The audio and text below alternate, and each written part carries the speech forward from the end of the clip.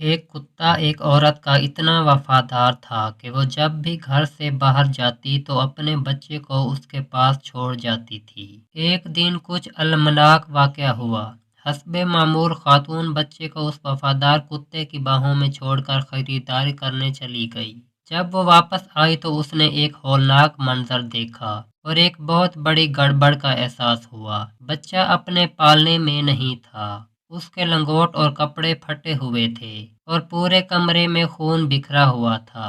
صدمے سے خوفزدہ خاتون نے بچے کی تلاش شروع کر دی۔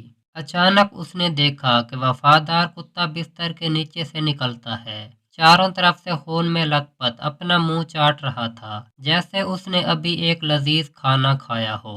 عورت کو یقین تھا کہ کتا اس کے بچے کو کھا گیا ہے۔ عورت نے بغیر کچھ سوچے سمجھے کتے کو لکڑیوں سے مار مار کر ہلاک کر دیا۔ اس کے بعد وہ اپنے بیٹے کے جسم کے حصے تلاش کرنے لگ گئی۔ جلد ہی اسے بیڈ کے نیچے اپنا خوبصورت بچہ نظر آیا جو ننگا اور قالین پر جھوم رہا تھا۔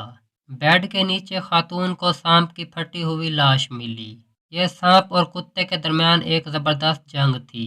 بچے کو بفرے ہوئے سانپ سے بچانے کے لیے کتا لڑ پڑا۔ اب اس کے لیے اس بات کو ماننے میں بہت دیر ہو چکی تھی کیونکہ اس نے غصے میں اس وفادار کتے کو مار ڈالا تھا۔ حالات سے گزرنے کے لیے ہمیشہ صبر سے کام لیں اور نااہل غلطیوں سے گریز کریں جو ہمیشہ ہمیں نیچے لا سکتی ہیں، اور اللہ آپ کو جزائے خیر عطا فرمائے۔